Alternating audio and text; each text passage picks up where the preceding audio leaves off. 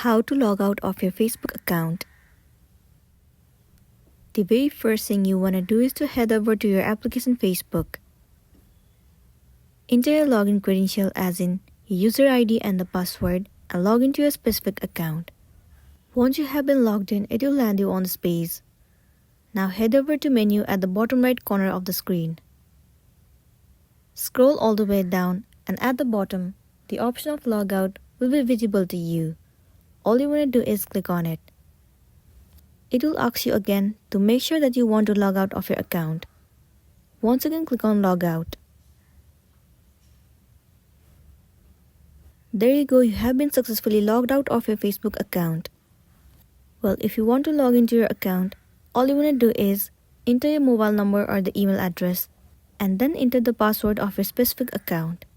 Once you have entered your login credentials, tap on Login and you will be logged into your account. You can log in or log out anytime you want to, and then you'll be good to go.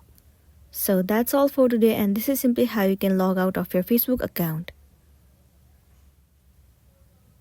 Make sure to smash the like button and consider subscribing if you found this video helpful. We'll see you in the next one.